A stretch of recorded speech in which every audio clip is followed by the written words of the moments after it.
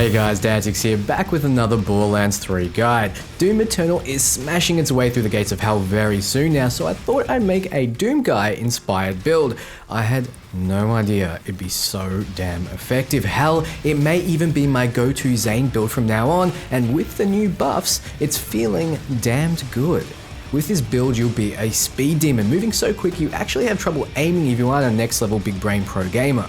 The footage you're seeing now hasn't been sped up at all. This is how fast you'll actually be moving and firing. You won't have any investment in survivability beyond a bit of health regeneration and lifesteal and some shenanigans with shock damage, just like the real Doom guy. The faster you go, the more damage you'll be doing. You'll be sliding and shooting for extra damage, randomly shooting out grenades that heal you instead of damaging you when you accidentally sprint into them. You'll be dodging attacks and repositioning with ease. When you activate an ability, you'll get a massive burst of speed, damage and other benefits, which gives Zane a sort of berserker feel since kills will only keep it going. A fun little bonus is that you'll get to places faster than your friends. You'll be able to solo Mayhem 3 modes, but you'll need a bit of Doom Guy skills. Maneuvering about the battlefield, collecting ammo, health and picking off enemies that separate from the death ball. This build is fun to play with friends as they'll be able to fill your holes. Yeah. Before we start, I'm giving away one of these, so if you want to grab a Nintendo Switch, all you need to do is follow the link below, so get in quick. The cornerstone of this build is the Hellwalker, specifically the speed loading Hellwalker. This Doom double barrel shotgun is amazing. Just look at this baby, absolutely beautiful. When you pick it up, the Doom riff will play, and when you shoot it, you'll be reminded that you are, in fact, the devil, as you'll hear bass guitars and the buck spread will be a pentagram.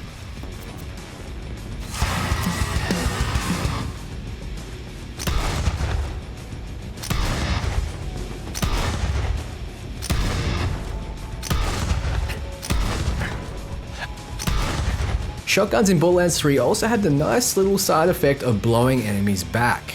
The shotgun is powerful as hell and highly effective against flesh. The reload speed is so fast it should be a sin, and considering that you'll be shooting 2 shells per shot and reloading after each, a high reload speed drastically increases your DPS. Also, this version is anointed, so the weapon elemental chance is increased by 75%, which is nice because it starts off at 4%.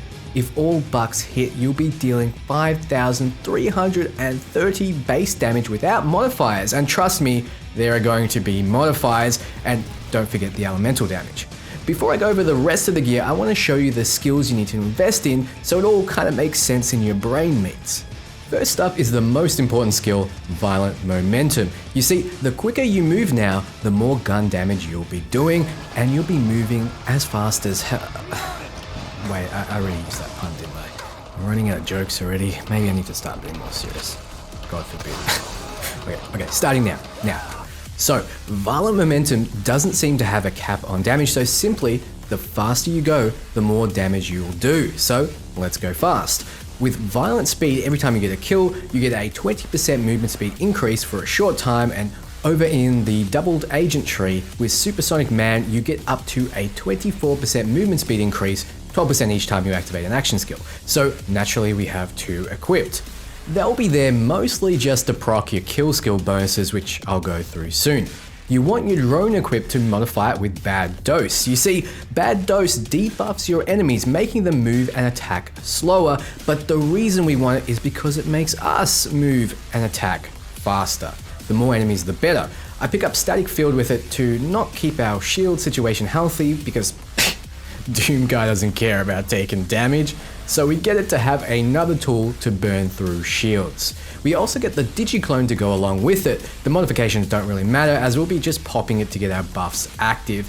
Since you'll be moving so much, further investment into it won't really do much to help you. While we're here, I want to mention that we have points in Duct Tape mod because we have no other way of using our grenades. With Duct Tape mod, we have a 20% chance to launch a grenade every time we fire because, as you may have realized, the Hellwalker needs to reload after every shot, so every time you fire the gun, it's the first shot, making this extremely potent. So because we'll be firing off grenades like a madman as we run around like a madman, we might as well have a bit of grenade regeneration. From my testing, only 1 point in pocket full of grenades is needed to keep you fully stocked. Since we mostly have 2 action skills out at a time, our gun damage will be further boosted by 40%. Another kill skill is Donnybrook, and it gives Zane some extra health regeneration and gun damage every time he gets a kill. Back to Hitman now, we have Cool Hand, which flat increases reload speed by 13%, but further increases it after a kill. We have Salvation to give us some juicy lifesteal while we're ripping through flesh, Violent Violence to boost our fire rate by 20% after a kill, Playing Dirty to give us extra projectiles when we get a kill, and Death Follows Close to boost all of those kill skill related skills up further, making us even faster and stronger. Finally, we have Seeing Red, which makes it so every time you activate an ability, all of our kill skills will proc. So as soon as you get into a fight, send out your drone and bam, you'll be zipping around the battlefield. Use your clone if you want a bit of extra damage or some of your kill skills are down. You'll be cycling through these abilities to keep you permanently buffed in Doom Guy mode. From my testing, Seeing Red was needed as there's too much downtime without it. You want to be always moving to avoid damage. Dodging damage is better than mitigating after all. Now, there's a part of the build I haven't covered, so let's get to the items. For this shield I have the Transformer equipped, and it's more than meets the eye. It's a great shield overall, but it makes you heal from shock damage instead of taking it, and since you have the Stormfront grenade attached and will be firing them out, you will not only not be killing yourself with your own grenades, you'll be healing yourself. This grenade is also super powerful and especially so against shields, which you traditionally would struggle with. The class mod I have equipped isn't the best and most of these items can be improved, but the main thing you should be looking at is the plus 31% shotgun damage and I guess the plus 50% Jacob's accuracy. I wish I had better passive boosts, but the 31% is too big to pass up. Ideally you want the mod to increase your key passive skills, but beggars can't be choosers.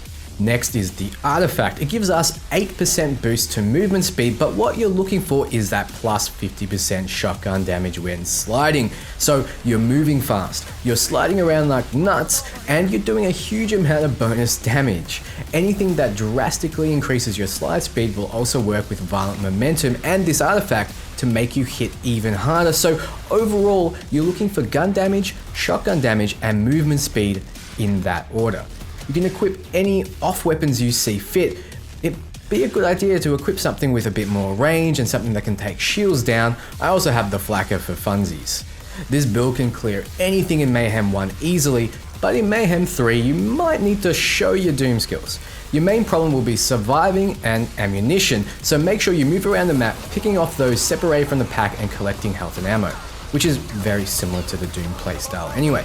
You'll be incredibly effective against swarms of light, fleshy targets and will be extra effective against melee targets as you can outpace and kite them with ease. Certain bosses with readable attack patterns won't be able to land a hit on you. Looking at you, Grave Warden Troy. Now, obviously there are better weapons out there. In a lot of cases, the one-pump chump is going to be a superior shotgun, but this build isn't about that. So put it out of your mind. But don't put me out of your mind. Hit that like button, comment and obey if you enjoyed the video. To stay updated, follow my Twitter and join my Discord to talk to us all. I'm there chatting daily for hours, so come say hi. The content on this channel is really directed by you guys, so if there's something you want to see, be sure to let me know. If you have any interesting clips or new finds, I'll be happy to take a look, and I will credit you if we do make a video.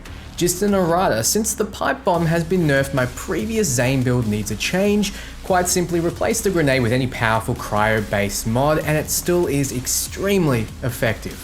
So until next time guys, ciao.